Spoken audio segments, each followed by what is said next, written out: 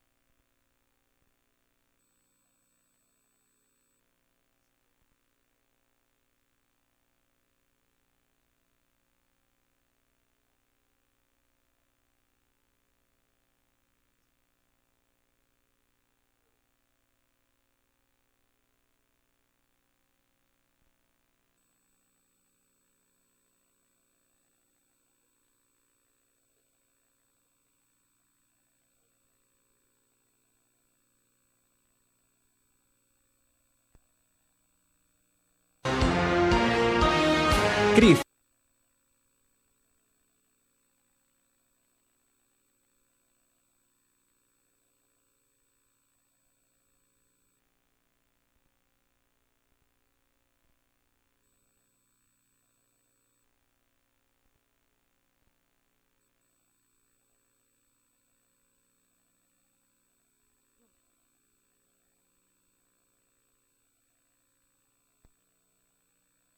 La entrevista en línea con William Meléndez.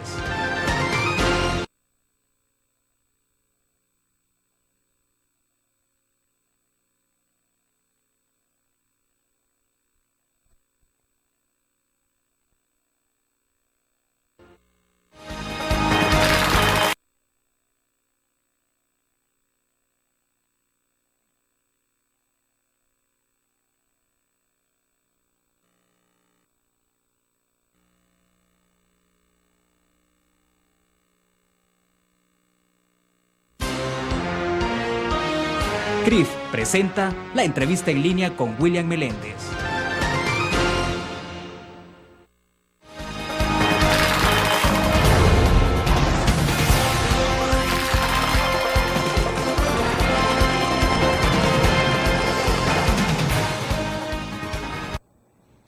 Bienvenidos a la entrevista en línea, es martes 17 de enero de 2012. Gracias por estar con nosotros, nos acompaña en la prensagráfica.com, transmitimos en tiempo real.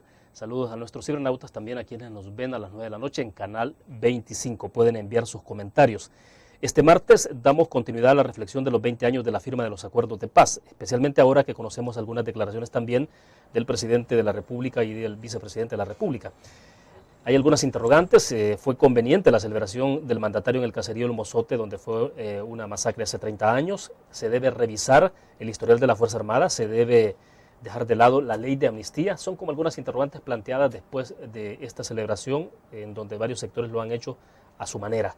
Este martes conversamos con el doctor Óscar Santamaría, firmante del Acuerdo de Paz, en torno a la reflexión de lo que han sido 20 años de Acuerdos de Paz, pero también a la luz de declaraciones que hemos escuchado el día de ayer. Doctor, es un gusto que nos acompañe. Bienvenido. Gracias, William. Muy amable por invitarnos aquí a su programa y poder intercambiar con la teleaudiencia y los lectores de la prensa gráfica de este tema. Perfecto, doctor. Le quiero leer tres declaraciones, afirmaciones puntuales que ha hecho el presidente de la República el día de ayer en El Mozote, donde por segunda vez reiteró el pedido de perdón a la familia en nombre del Estado salvadoreño. Algunos planteamientos puntuales que tienen que ver con ley de amnistía, con la situación específica también del Mozote. He resuelto, dice, a partir de este día instruir como comandante general de la Fuerza Armada a la institución la revisión de su interpretación de la historia a la luz de este reconocimiento histórico. Otra cita. No podemos seguir enarbolando y presentando como héroes del país a jefes militares que estuvieron vinculados a graves violaciones a los derechos humanos. Y una tercera. Pido a todos los miembros del órgano judicial y del Ministerio Público que revisen conductas del pasado que impidieron el reconocimiento de la verdad y hacer justicia. A ver, en términos generales, quisiera conocer un poco su visión de cómo es que se ha celebrado el Acuerdo de Paz el día de ayer. Vamos a entrar punto por punto sobre estas afirmaciones, pero díganos. Bueno, mire, yo sí me congratulo con las celebraciones del día de ayer, del 20 aniversario de los Acuerdos de Chapultepec. El Salvador demostró al mundo que dio un paso hacia una nueva vida en aquel momento. Ahora lo vemos que es una realidad. se han logrado avances enormes, tal como lo ponía en aquellos días el Acuerdo de Ginebra. Se logró ponerle fin al conflicto armado, o sea, a la guerra. Se ha impulsado la democratización en los niveles que ahora la vemos. Se promovió todo un proyecto de garantir respeto a los derechos humanos y se está trabajando, porque eso no se agota con una acción, en una reconciliación o reunificación de la sociedad que se va llevando en forma gradual. Pero el punto a destacar acá es cuál era la causa por el cual se originó el conflicto. Usted deberá de recordar que el conflicto se originó por una causa política, la exclusión política. Cuando nosotros dimos el paso hacia querer a la sociedad de nuevo devolverle la paz, pues buscamos cuáles eran las causas y si la solución que podríamos darle a la finalización de este conflicto era apegada a la naturaleza del mismo. Y por eso buscamos una solución política que se construye, usted mismo sabe, no con la llegada nuestra al poder, sino que se construye a veces en ciertas etapas previas. Yo recuerdo el mismo gobierno de unidad del presidente Magaña, después el presidente Duarte, y nosotros que retomamos la bandera de una solución política a través del diálogo. Esos son los pasos que se dan previos a darle a esa naturaleza del conflicto la solución que creo yo le ha dado la estabilidad al proceso a estas alturas, el poder llegar hasta 20 años dentro de una construcción de una paz firme y duradera. Eso creo yo que es lo que habrá que destacar. ¿Dónde estamos? ¿Dónde estábamos ayer? ¿Qué es lo que al final nosotros encontramos entre las nuevas cosas que esta paz que se ha venido construyendo nos ha permitido? Hay nuevas instituciones, algunas de ellas creadas a través de los acuerdos, otras transformadas o reformadas. Hay desde luego un escenario en el que la reunificación la hemos podido ir generando poco a poco. El mismo Parlamento o Asamblea Legislativa es un recinto de debate, ya de ideas. Hemos dejado a un lado las armas, que ese fue el gran logro. Nosotros sabemos que ahora podemos no estar de acuerdo con alguien, pero usamos la razón. Ya no usamos la pistola para poderlo convencer y obligarlo a que acepte lo que yo digo. Claro. No se trata de eso. Hemos entrado al Estado de Derecho, hemos entrado nosotros al marco normativo de las reglas de convivencia armónica y pacífica en una sociedad, y yo creo que eso es lo que hay que enaltecer y eso es lo que hay que decir. Doctor, perdón, a estas alturas ya vamos a entrar un poco en la materia sobre el tema de, por ejemplo, ley de amnistía y todo esto, pero quiero volver siempre al 16 de enero, es decir, durante la firma de los acuerdos y todo el proceso anterior a la firma de los acuerdos. ¿Se podía pensar el fin del conflicto armado sin una ley de amnistía? En algún momento hemos platicado con el general Mauricio Ernesto Vargas y dice él, o había paz y se ponía digamos, un poco el tema de justicia. Es decir, no es difícil llevar las dos cosas a la vez, pero se podía pensar en ese momento en un proceso que culminara con una firma de acuerdo de paz, el desmontaje del conflicto armado, sin una ley de amnistía. Mire, el derecho internacional, y cito aquí el protocolo de lo que es la Convención de Ginebra, al hablar de finalización de conflictos, tanto conflictos convencionales armados como conflictos internos armados o guerras civiles, habla de que la finalización del mismo se promoverá una ley de amnistía general y permanente para poder beneficiar a todos aquellos que han participado en la confrontación armada y poder generar condiciones para iniciar un proceso de reconciliación. La amnistía no es sacada de la manga, la amnistía es consustancial con los acuerdos de paz. Cuando usted lee el acta de contadora, y estoy hablando 10 años antes de lo que es el 90, cuando iniciamos ya todo este proceso de negociación. Usted lee el acta de contadora, habla de pacificar y democratizar Centroamérica. El punto central para poder reunificar a la sociedad centroamericana dentro de una etapa de solución de conflictos por la vía política es la amnistía. Y eso lo vuelve otra vez a recabar Esquipulas 1 y Esquipulas 2. Entonces, nosotros cuando decimos que llegamos a sentarnos a la mesa en México para iniciar el proceso de diálogo de Chapultepec, lo primero que hicimos también fue tratar de examinar y de evaluar lo que había ocurrido antes como parte de un efecto acumulado de lo que se había venido diciendo. Y usted ve que la amnistía la propusieron 8 países que formaron el Grupo de Contadora, hoy después llamado Grupo de Río. Después, en el contexto centroamericano, se antepone el proyecto de Esquipulas a una solución política que quería proponer a Estados Unidos y gana la solución política de los jefes de Estado de Centroamérica. Y en el contenido del Esquipulas aparece la amnistía como solución de lo que son las graves confrontaciones existentes, no solo armadas, sino que de todo tipo en la región. Entonces nosotros decimos, la amnistía es consustancial con los acuerdos, no se puede construir una etapa posterior al conflicto, no permitiendo que todos aquellos que van a entrar en esa nueva etapa estén con plenas garantías para poder incorporarse. Y entonces, ¿dónde están los excombatientes? ¿Con qué plenas garantías van a venir si usted lo espera con 200 o 300 juicios? Así decía un exguerrillero, yo no hubiera venido nunca a El Salvador si hubiera sabido que habían 10, 20 o 30 expedientes contra mi persona. Perfecto, debo hacer nuestra primera pausa comercial. De lo que estamos hablando entonces a la luz de lo que dijo el presidente de la República el día de ayer, ¿dónde queda esto? O sea, ¿cómo interpretar las declaraciones del presidente de la República? Vamos a una pausa.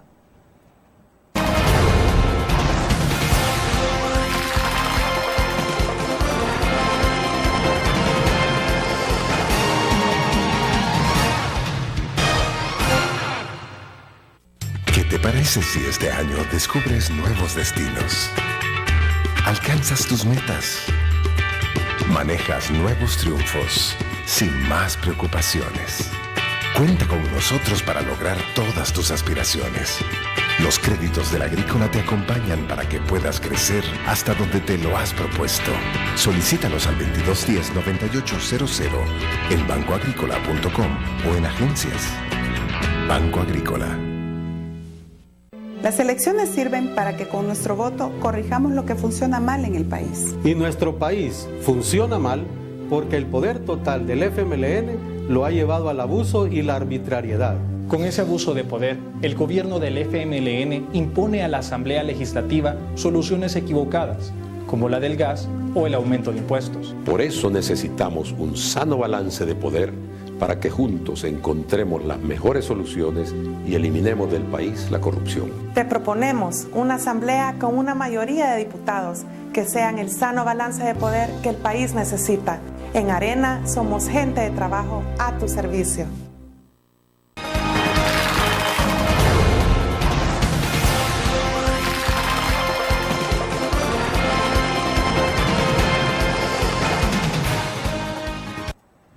Este día nos acompaña en nuestros estudios el doctor Óscar Santamaría, firmante del Acuerdo de Paz. Estamos reflexionando sobre los acuerdos 20 años después y también sobre las declaraciones que ha dado el presidente de la República el día de ayer.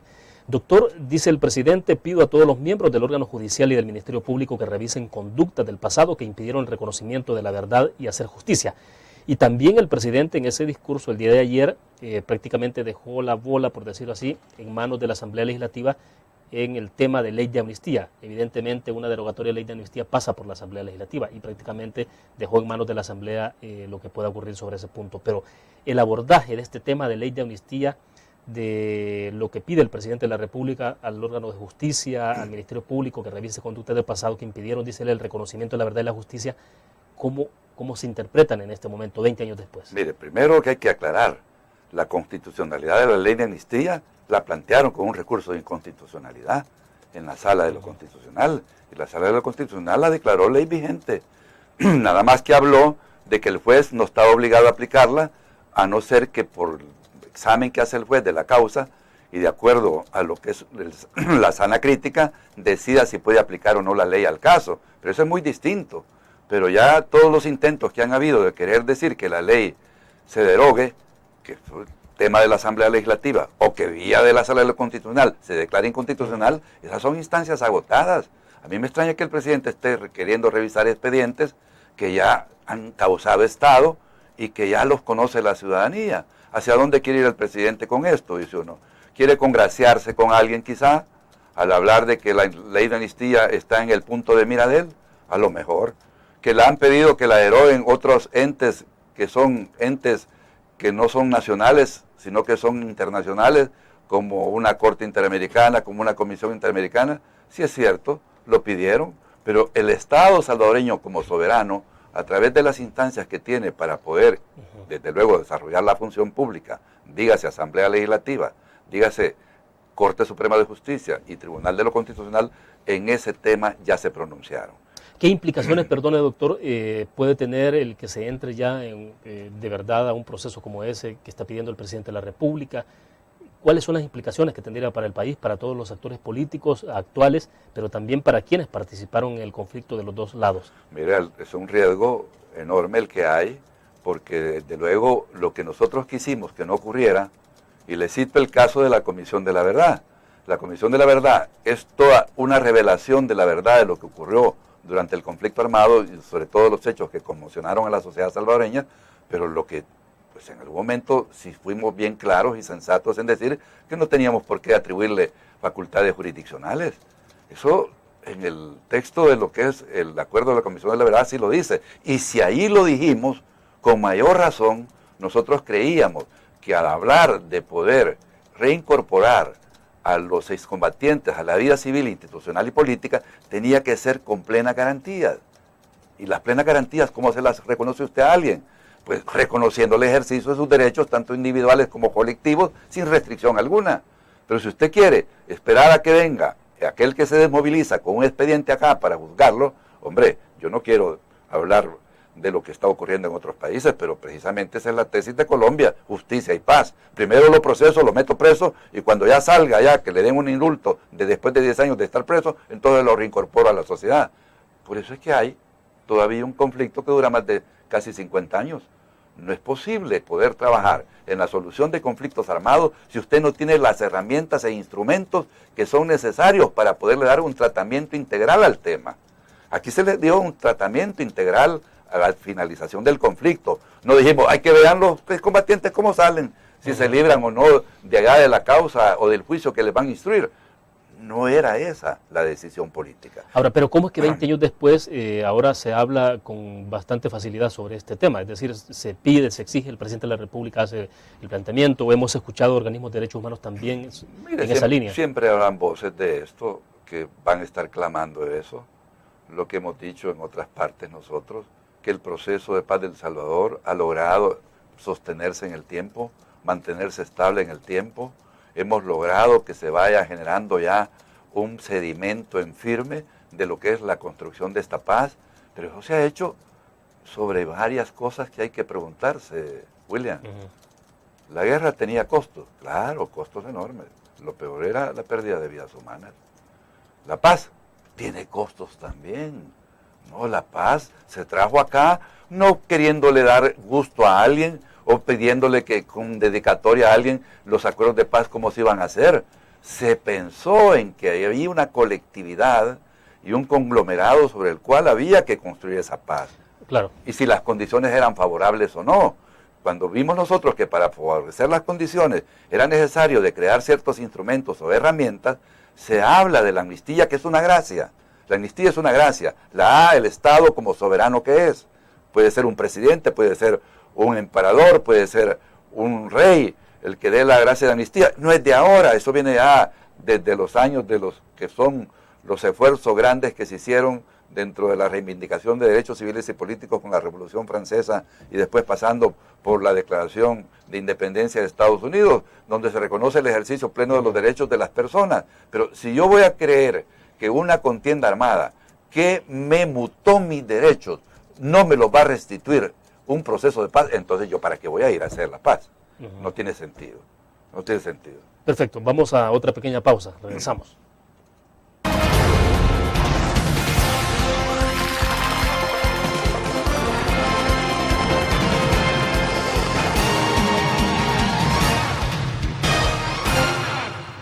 ¿Qué te parece si este año estrenas ilusiones? Descubres nuevos destinos. Construyes tu futuro sin más preocupaciones. Cuenta con nosotros para lograr todas tus aspiraciones. Los créditos del Agrícola te acompañan para que puedas crecer hasta donde te lo has propuesto. Solicítalos al 2210-9800 en bancoagricola.com o en agencias. Banco Agrícola. Las elecciones sirven para que con nuestro voto corrijamos lo que funciona mal en el país. Y nuestro país funciona mal porque el poder total del FMLN lo ha llevado al abuso y la arbitrariedad. Con ese abuso de poder, el gobierno del FMLN impone a la Asamblea Legislativa soluciones equivocadas, como la del gas o el aumento de impuestos. Por eso necesitamos un sano balance de poder para que juntos encontremos las mejores soluciones y eliminemos del país la corrupción. Te proponemos una asamblea con una mayoría de diputados que sean el sano balance de poder que el país necesita. En Arena somos gente de trabajo a tu servicio.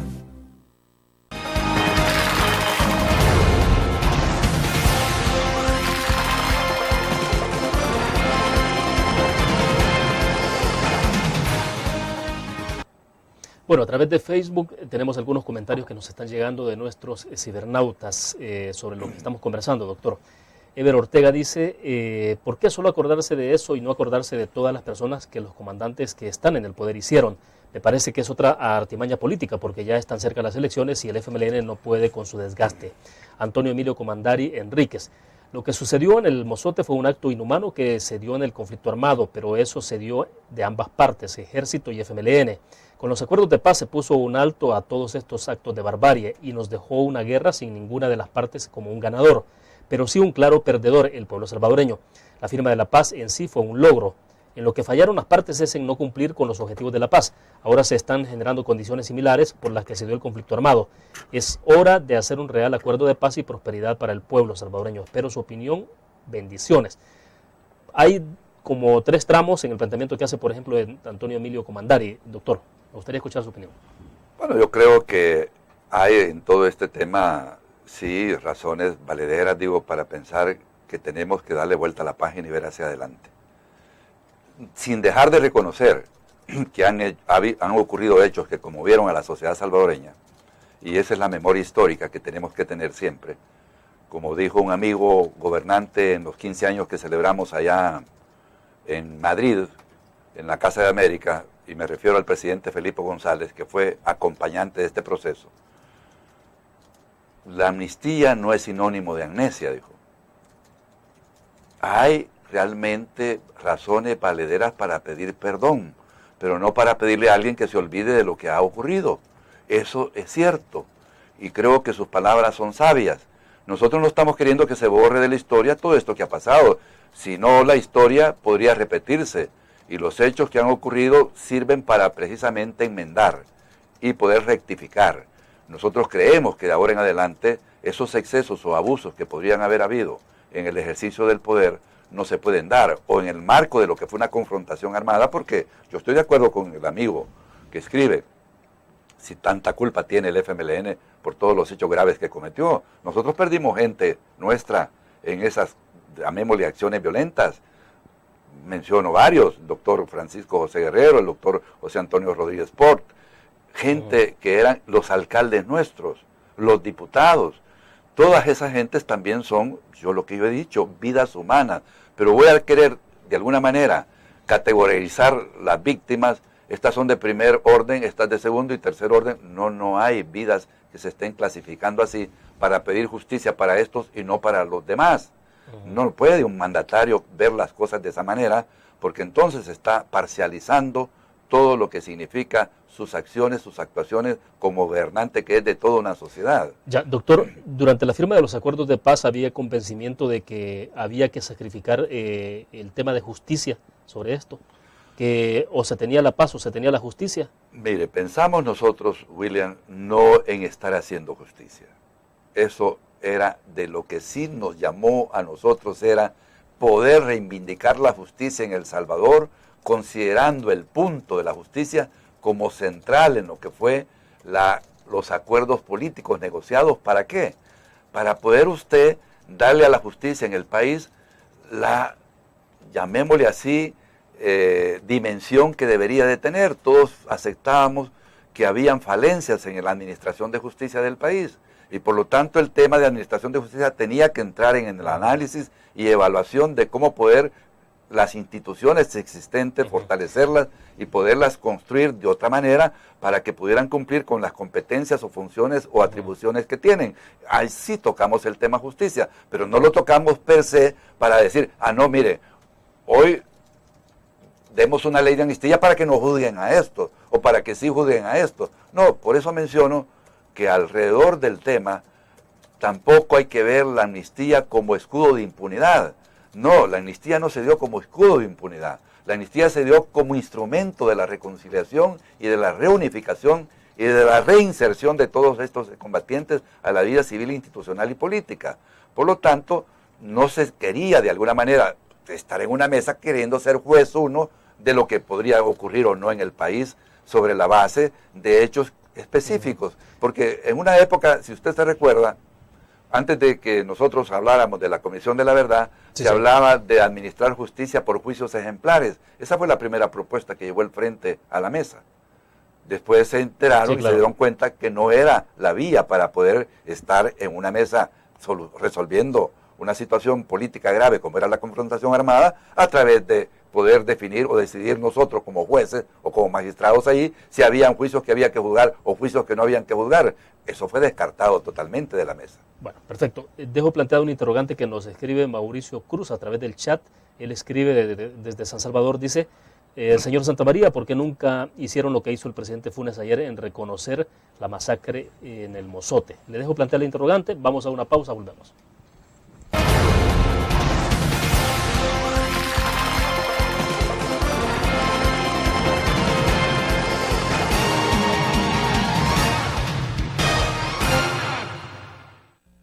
¿Qué te parece si este año alcanzas tus metas? Construyes tu futuro. Enfrentas nuevos retos sin más preocupaciones. Cuenta con nosotros para lograr todas tus aspiraciones. Los créditos de la Agrícola te acompañan para que puedas crecer hasta donde te lo has propuesto.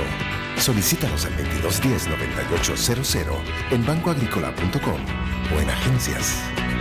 Banco Agrícola.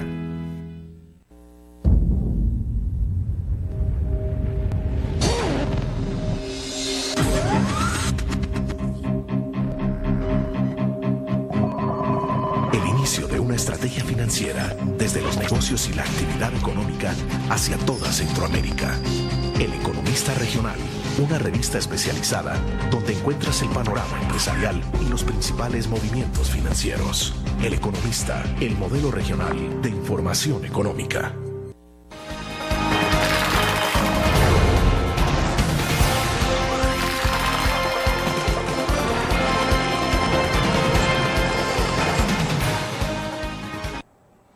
Bueno, doctor, le decía el comentario de Mauricio Cruz, dice, ¿por qué nunca hicieron lo que hizo el presidente Funes ayer en reconocer la masacre del Mozote? Mire, si el juicio del Mozote no es de ahora, si el juicio del Mozote se inició la causa allá en Morazán, en el juzgado de primera instancia de Morazán, pasó abierto el expediente casi año y medio. Después, cuando vino ya la ley de amnistía, por supuesto que el juez que estaba en esa época al frente del caso, dictó el sobreseimiento en base a la ley de amnistía, pero al momento en que dicta el sobreseimiento, ninguna prueba, ninguna evidencia se había presentado en el tribunal, inculpando a aquellos que deberían de haber sido los responsables de esa acción delictiva. Pero eso, nosotros al final, dentro de lo que era el marco con que esta paz se hizo, usted se recuerda, nosotros como Administración Cristiani, el tema de la paz lo construimos en medio de la guerra. A algunos amigos se les podrá olvidar quizá, aquí no hubo cese previo de fuego, no hubo cese previo de hostilidades. Nosotros hicimos esta paz en medio de las balas, los bombardeos, las minas, quitapié, los ametrallamientos, todo eso ocurría en la mesa cuando estábamos hablando de cómo poder enfrentar lo que era la finalización del conflicto. Lo que se tocaron fueron las grandes causas que habían, como dije antes, que habían originado el mismo conflicto.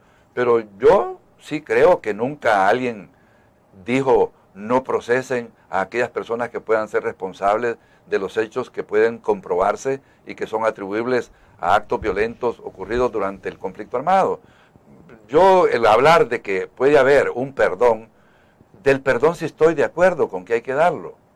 Y se trabajó para los 15 años. Yo le quiero decir a usted, William, que en aquel momento me llamó el canciller Laínez, incluso el presidente que estaba en el momento, que era la administración Saca, de cómo poder construir un perdón para todo este tema de los hechos que habían sido derivados de la guerra y que ameritaban poder dar un paso en esa dirección. Al final no se hizo lo que de alguna manera nosotros sugerimos. yo no estaba ni en el gobierno ni era miembro del partido en ese momento. Yo era nada más una persona que se le pedía su asesoría o consultoría sobre estos temas. Pero sí creo yo que en el momento en que este paso se da, pues pudo haber sido antes, pudo haber sido ahora, pero ya el presidente lo había dado en el 2009. El presidente Funes hizo una declaratoria de perdón en el 2009 y lo pidió por todos los hechos ocurridos. Y claro, pidió el perdón solo para aquellos casos que habían sido en alguna manera atribuibles a lo que llamábamos nosotros la guerrilla. Se hizo una declaración parcial, no fue una declaración íntegra sobre el tema, que me parece que allí se cometió, me parece, un error, porque el gobernante habla por todos los habitantes de un país, y cuando se pide perdón por todo. Él, en su facultad de ser soberano, podría haberlo hecho. Sin embargo, no lo hizo. Ahora de nuevo lo repite, yo no sé con qué finalidad. Esto más que todo, algunos lo atribuyen a que puede haber una acción que viene enseguida, no sé con qué intención. Estamos en un proceso de campaña electoral, no sé con qué intención se está haciendo todo esto, y por supuesto quien aparece en el foco central de todo esto es la institución armada. Justo de eso quiero que hablemos, pero tengo un par de comentarios que me gustaría evacuarlos. Hugo Ernesto Rivas Barahona dice en Facebook, no era él quien tenía que pedir perdón, pero igual, si eso lo va a hacer dormir más a gusto está bien, pero no era él, dice, quien debió pedir perdón, a menos, claro, que estuviese involucrado. Luego hay otras opiniones por ahí. Oscar Lemus, por ejemplo, nos escribió acá el manifiesto de la fraternidad patriótica o patriota salvadoreña al pueblo de El Salvador, dice, en el marco de los acuerdos de paz. Es un comunicado extenso, obviamente, que está ahí en Facebook. Si ustedes nos siguen, ahí encontrarán entonces el comunicado de fraternidad patriota salvadoreña.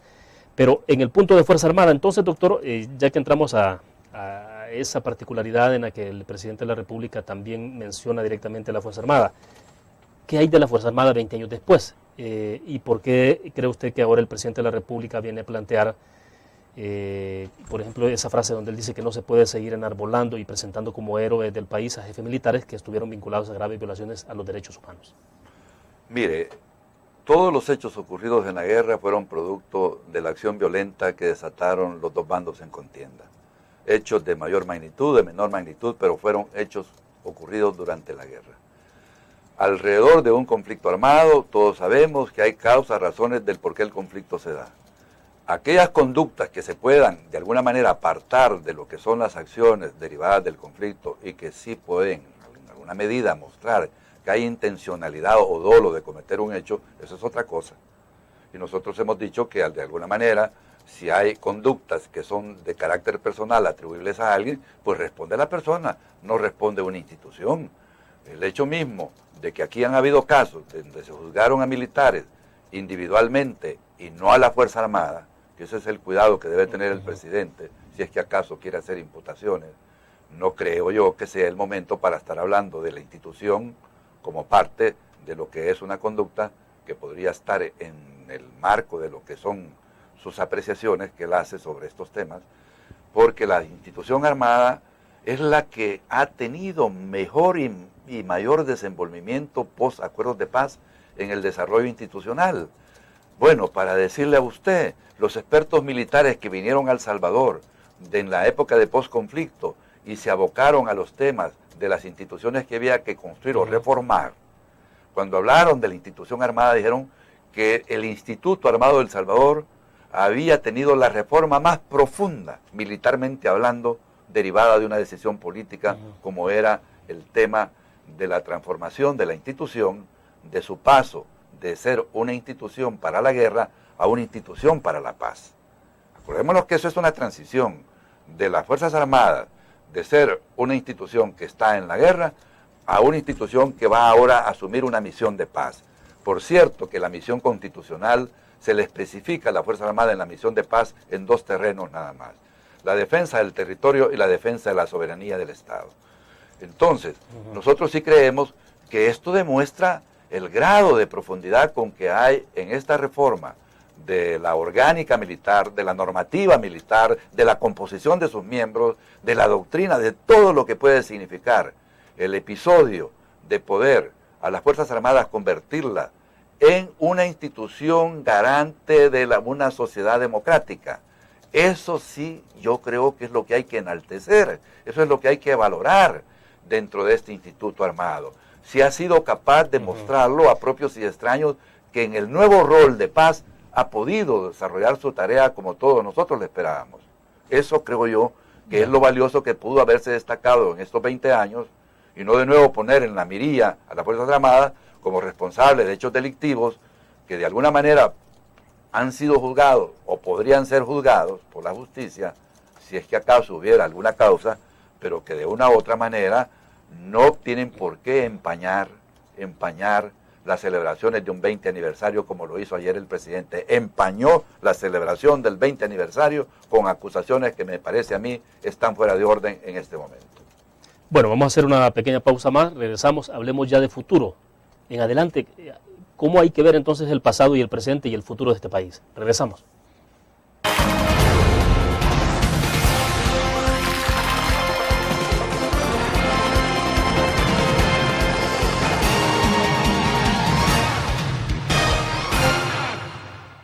Las elecciones sirven para que con nuestro voto corrijamos lo que funciona mal en el país. Y nuestro país funciona mal porque el poder total del FMLN lo ha llevado al abuso y la arbitrariedad. Con ese abuso de poder, el gobierno del FMLN impone a la Asamblea Legislativa soluciones equivocadas, como la del gas o el aumento de impuestos. Por eso necesitamos un sano balance de poder para que juntos encontremos las mejores soluciones y eliminemos del país la corrupción. Te proponemos una asamblea con una mayoría de diputados que sean el sano balance de poder que el país necesita. En Arena somos gente de trabajo a tu servicio. Learn.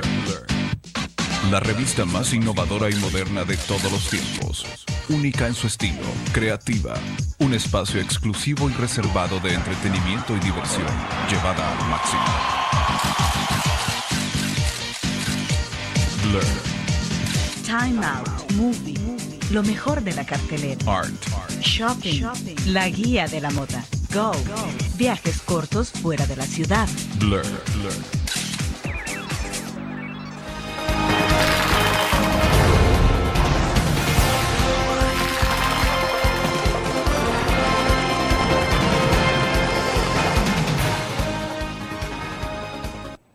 Bueno, tenemos todavía 3 segmentos, doctor, para hacer las reflexiones en torno a esto. ¿Cómo debe verse entonces el país respecto del pasado, el presente y el futuro? O sea, y cómo verlo después de 20 años en adelante. Yo creo que de nuevo la tesis de que los acuerdos más bien constituyen el punto de partida y no el punto de llegada es valedera. ¿Qué hacer a partir de ahora, después de 20 años, donde sí hemos logrado, como dije antes, sentar bases que espero sean firmes para los próximos 50 o 100 años de una paz duradera? Si las señales son estas de que hemos podido superar las dificultades, las adversidades, no obstante los riesgos y peligros que tiene un proyecto político como es un proyecto de paz, yo creo que vamos en la dirección correcta y la hoja de ruta habrá que de nuevo enriquecerla con otros objetivos, con otras propuestas que nosotros podríamos, ¿por qué no impulsar? Se ha hablado mucho de que los acuerdos de paz tenían un déficit, que no trató todo. Efectivamente no trató todo lo que no debía de tratar, pero sí lo que debía tratar, sí lo desarrolló y lo cumplió. Ahora, si nosotros queremos, en esta nueva etapa en la que la sociedad salvadoreña se desenvuelve con grandes retos, con grandes desafíos, que la paz los tiene y el desarrollo los tiene, ponernos de acuerdo, pues sí, eso sí me parece a mí que es un capítulo que podríamos escribir rescatando el espíritu de Chapultepec, donde los intereses de la nación estuvieron por delante de los particulares intereses, de todo lo que significa intereses sectarios, grupales, lo que fuera. Ahí creo yo que es donde hay que centrar ahora todo el esfuerzo y dedicarle el tiempo que hay que dedicarle, porque estas cosas tampoco son obra de la magia, pero no hay autos mágicos. Pero digamos, no estamos hablando de, sobre todo con este planteamiento que hay de algunas personas, de que hay que hacer una refundación de acuerdos de paz. O sea, es imposible hablar de una nueva generación de acuerdos de paz, o sea, es un enfoque distinto 20 años después. A eso voy, que no estamos hablando, por eso digo, el capítulo de Chapultepec está concluido. Rescatemos el espíritu nada más. El espíritu significa poner, como nosotros pusimos, los intereses del país por delante, poder manifestar voluntad política, poder manifestar actitudes en favor de un proyecto nuevo que yo voy a llamar acuerdo de nación. El acuerdo de nación hoy está más en la boca de los salvadoreños de poder darse paso. ¿Y quién tiene que liderar eso? Pues yo creí que eso ayer iba a hablar el presidente. Creí que eso iba a decir, porque se había hablado de noticias nuevas, que iba a haber grandes anuncios. Pues si esto ya es una, llamémosle, temática que está en muchas discusiones públicas y que hay muchos que han hablado en favor, yo soy uno de los que ha hablado en favor de esto. Creo que sí deberíamos de iniciar todo un esfuerzo en esa dirección. Ya no se trata de que yo hablo de nuevos acuerdos de paz, no. Hablo de acuerdos de lo que yo llamo agenda de país, agenda de nación. Aquí hay temas de nación que necesitan y demandan respuesta que no se les ha dado todavía tratamiento. Y esos problemas a los que no se les ha dado respuesta todavía, no es una deuda, no hay que considerarlos como una deuda de los acuerdos de paz. No, de ninguna manera, porque yo ya dije, los acuerdos de paz cumplieron con lo que estaban diseñados para cumplir. Esta es otra, llamémosle, tarea y faena que hay que llevar adelante. Si nosotros nos hubiéramos puesto a estar hablando de lo que significaba lo que yo llamo construcción de políticas públicas, que ya más me aparto de políticas públicas y mejor llamémosle políticas de Estado, que eso es lo que deberían de contener un acuerdo de nación, pues estaríamos todavía hablando en Chapultepec casi 10 años después. No, por eso es que creo yo que la sensatez privó allá para ir a la causa de lo que era el conflicto y las soluciones que demandaba el conflicto. Ahora estamos hablando de otro capítulo. El capítulo es de una sociedad en paz, donde estamos todos. Acuérdese usted que allá hablábamos que, como dijo el presidente Cristiani, la paz política la hemos firmado los dos bandos que estábamos en contienda, claro, FMLN y gobierno. Ahora, dijo, la paz que viene, construyámosla toda la sociedad salvadoreña. Y eso es lo que yo creo que es meritorio, porque ahora, si queremos nosotros este acuerdo de nación impulsarlo, tenemos que hacerlo con todos los sectores del país. ¿De qué manera? Pues eso ya habrá metodologías de cómo hacerlo. Hay otros países que ya dieron el paso y nos están dando un ejemplo grande de cómo enfocar y cómo poderle dar tratamiento a una iniciativa de este tipo. De acuerdo, vamos a otra pausa. Cuando regresemos hablemos un poco de cómo se ve El Salvador entonces, en materia económica, en materia social, en qué estado nos encontramos. Vamos a una pausa.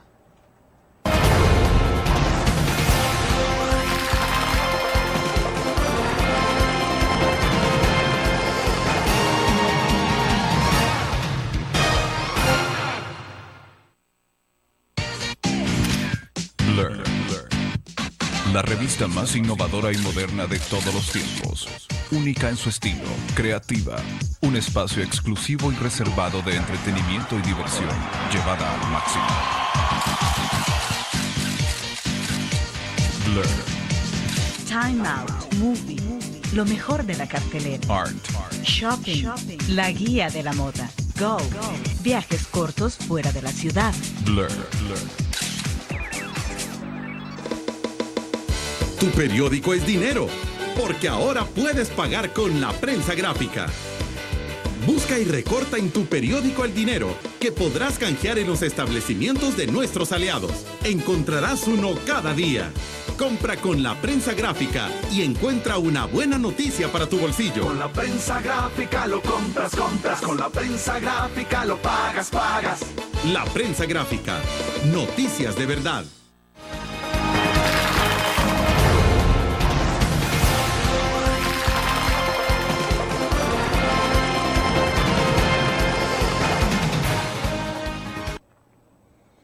Doctor, nos está insistiendo sobre un planteamiento Antonio Emilio Comandari. Dice él, si cree usted que se están generando condiciones similares a las que se creó en el conflicto armado, y dos, si no es hora de hacer un nuevo acuerdo de paz, justo porque estamos hablando de ese tema, pero él está planteando sobre las condiciones que se están generando en el país en términos sociales, económicos. Es totalmente distinto a lo que se tenía en aquel momento, porque él habla acá de que se pueda derivar esto en un conflicto armado. Yo creo que es ahí donde tenemos que actuar, con todas las iniciativas que se deben de impulsar. Fíjese que una de las cosas que nosotros dejamos plasmado, por lo menos allí en algunos de los apartados de los acuerdos, era trabajar sobre la construcción de una cultura democrática, de una cultura política. Yo lo decía ayer, cuando don Kofi Annan, el secretario que es el que rinde el informe de verificación y cumplimiento de los acuerdos 10 años después de Chapultepec, en el año 2002, dice: El Salvador ha cumplido con los compromisos firmados y señala cada uno de ellos, pero hay un déficit que tiene que trabajar mucho El Salvador. Cultura democrática, cultura política. Y yo le añadiría a esto cultura de paz, porque al final, no, las sociedades no es que surgen después de un conflicto como sociedades que dentro de esa escala de valores y principios, se van a comportar en ese sentido, como el estatus mismo lo exige, de ser una sociedad en paz. Hay que trabajar, como dijo alguien, la paz se construye todos los días. No hay día que no tengamos que tener que ver con la paz. Como alguien me dijo, no, si no constituye una firma nada más, la paz en Chapultepec, y vuelvo de nuevo a mi casa tranquilo y todo que va a funcionar. No, claro. Creo que ahí es donde sí no hemos estado siendo eficientes y consecuentes con lo que es el posconflicto. Yo, pues si creemos nosotros que vamos a firmar un acuerdo de paz, imagínense ustedes, los actores actuales son delincuentes. Toda esa gente está al margen de la ley. Son criminales organizados, narcotráfico, trasiego de armas, trasiego de personas. Sí, es un tipo de violencia totalmente distinto. Se aparta totalmente de lo que son los fundamentos políticos de una decisión como la que tomamos nosotros para ponerle fin a un conflicto armado por las razones que yo le dije al inicio, por causas políticas. En este caso estamos hablando un deterioro de la sociedad, del tejido social, pero producto de un fenómeno que flagela, por cierto, todos los días a la sociedad, como es la delincuencia, pero tiene otros orígenes, otras raíces y otras connotaciones. Por ejemplo, ¿a qué habría que entrar a discutir en este momento? Obviamente, hacer una agenda de nación, evidentemente, y es obvio, pues no se va a sentar todos los sectores sociales a conversar con los narcotraficantes, con las pandillas, o sea, no se trata de eso. Pero entonces, la sociedad en general, ¿qué es lo que debería hacer en este momento? ¿En qué debería centrar su esfuerzo? La sociedad se puede organizar a manera de poder, lo que ya se ha dicho acá, trabajar para la prevención, para el combate y la rehabilitación de este fenómeno. Reúne esas tres componentes. Si usted quiere hablar de prevención, una agenda o acuerdo de nación es lo mejor. Si usted va a darle un giro al país, usted va a tratar de que aquellos aspectos que han sido no atendidos hoy los pueda atender. El fenómeno social es de una intensidad y de una dimensión enorme en el país. Ahora, primero habría que ponerse de acuerdo sobre los puntos que se incluirían en una agenda de este tipo. O sea, pues claro, porque esa es una gran discusión. Acordémonos que ese es un paso previo. Identificar las temáticas que van a ser objeto de un acuerdo de nación. Llamémosle agenda sustantiva. Y después usted vendrá con lo que puede ser la metodología, la parte procedimental que usted siempre tendrá que tener a la mano para poder ir construyendo ese acuerdo. El acuerdo no nace así en 28 meses. Bueno, voy a citarle el ejemplo. Tengo que citarlo porque yo creo que las cosas que se pueden emular hay que decirlas. El Acuerdo Nacional de Perú, el Acuerdo de Nación del Perú. Un acuerdo que nace con el presidente Toledo. Le da continuidad el presidente Alan García. Y hoy le da continuidad el presidente Ollanta Humala. Entonces usted sí ve de que ese es un proceso de construcción de nación con los ejes centrales que tiene, que son las políticas de Estado que ellos han asumido, deben desarrollar para los próximos, según entiendo, 30 años. Esos son los aspectos que se establecen acá. Debo hacer la última pausa comercial. Cuando volvamos, ¿quién tiene la capacidad o la posibilidad real en este país de liderar un acuerdo de nación de ese tipo? Es decir, porque se necesita de liderazgos. Claro. ¿Los tiene el país? Vamos a dejar plantear la interrogante y volvemos.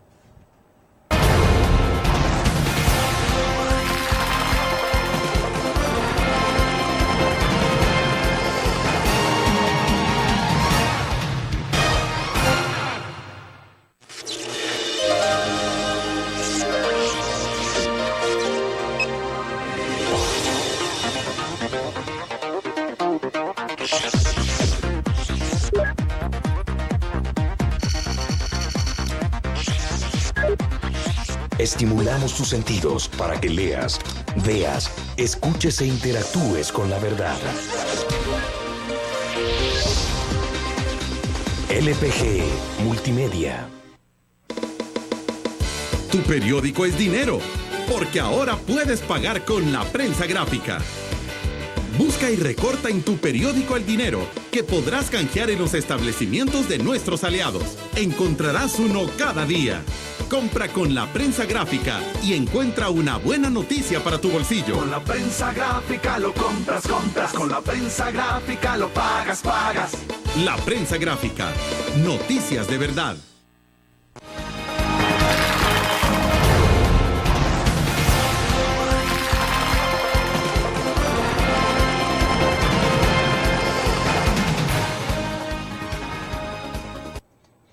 Le dejaba plantear la interrogante, doctor Santamaría. Tiene que ver con el liderazgo.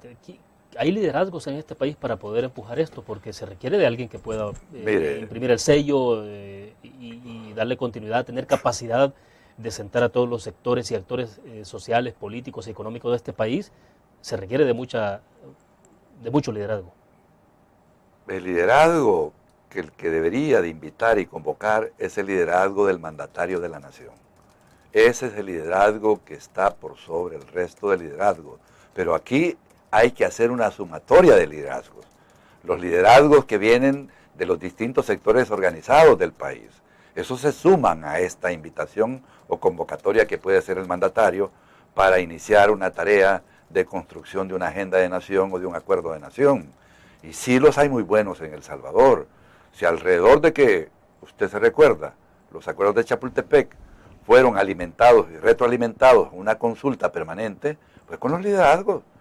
Allí fue ANEP, ahí fueron las gremiales empresariales, ahí fueron las gremiales sindicales, ahí fue la sociedad civil organizada, ahí fueron las organizaciones religiosas. De todo ese tema de poder llevar un proceso de construcción, muchos de los que yo llamo insumos surgieron de esas etapas de consulta. Aquí los liderazgos tienen que también tener esa disposición que yo mencioné antes, esa actitud de saber de que estamos trabajando para una nueva etapa en el país. Y yo sí creo que podríamos lograrlo porque a estas alturas usted lo que encuentra es más frustración en el país que optimismo. Y yo creo que el presidente, si no entiende que el país está frustrado, pues está fuera de contexto, no está viendo la situación del país. ¿Y cómo caen las declaraciones del presidente entonces en este contexto que vive el país ahora? Pues todavía eso viene a sumarse a que estamos hablando en otro lenguaje con el presidente cuando deberíamos de estar hablando de esto. Entonces yo sí creo que no es esa la forma de responder a la situación frustrante en que el país está, que no encuentra la luz al final del túnel ante todas estas adversidades que tenemos por delante y que está queriendo y reclama que pueda haber esa iniciativa que lo lleve y lo conduzca hacia mejores derroteros. Pues yo sí creo que un mandatario se asume con la dimensión que hay que asumir y con la responsabilidad que hay que asumir este reto, pues yo creo que sí es posible lograrlo. Yo no creo que nos podemos negar a que una iniciativa así no la respaldemos y no la apoyemos. Repito, yo me sumo a una iniciativa que conduzca hacia eso, porque creo que eso es lo que le está haciendo falta al Salvador. Eso es lo que le falta al Salvador. ¿Y hoy por hoy hacia dónde va el país? Pues mire, está en una situación complicada. Si usted con el ciudadano más humilde que platique le dice que él no sabe qué es lo que va a pasar acá. Hay una incertidumbre bárbara. Y ante la incertidumbre, ¿qué es lo que ocurre? Pues no hay forma de cómo viabilizar y enrumbar lo que usted quiere enrumbar. Porque entonces hay un ambiente que es negativo, hay un ambiente, repito, que es pesimista, y ese ambiente pesimista no puede ser parte de la solución de todo lo que estamos aquí mencionando. Por lo tanto, el ambiente hay que cambiarle, hay que darle un nuevo rostro a esto, hay que darle también una nueva forma de cómo poderlo al país hacer reaccionar, y yo sí creo que eso es lo que le falta. Al país lo vemos en esa situación casi de postración, como han dicho unos. Bueno, somos el último país en materia de poder atraer la inversión extranjera, no le digo del mundo, sino que de Centroamérica, para ponerlo más en el vecindario el tema. Igual en crecimiento económico. Y en crecimiento económico. Claro. Y en todos los temas que se cree que habíamos avanzado, hoy creemos que vamos un poco para atrás. Hay una agenda que el país se comprometió a desarrollar, que yo no sé, ya viene, la calificación ya viene en el 2015, que es los objetivos del milenio. Y todos los países que conforman Naciones Unidas se comprometieron que en los próximos 15 años, en los próximos 15 años, los déficits que había en esa carta, los objetivos del milenio, iban a trabajar por ella. Pero yo no creo que El Salvador ni por asomo lo ha hecho. ¿Cómo lo van a calificar o cómo lo van a evaluar? Bien. Eso es otra pregunta que hay que hacerse. Exacto. Doctor, le agradezco que haya compartido con nosotros. Muy gentil. Gracias, William, también a usted y a su programa por tenernos acá. Y esperamos que con la teleaudiencia y con los lectores hayamos podido cumplir con sus interrogantes y sus, llamémosle, preguntas que nos plantearon en esta mañana. Bueno, perfecto. Terminamos entonces la entrevista en línea. Les invito a que nos acompañe mañana e intentaremos contar con un representante del Tribunal Supremo Electoral para hablar un poco sobre cómo se va a votar el 11 de marzo del tema electoral. Gracias a ustedes por su fiel sintonía.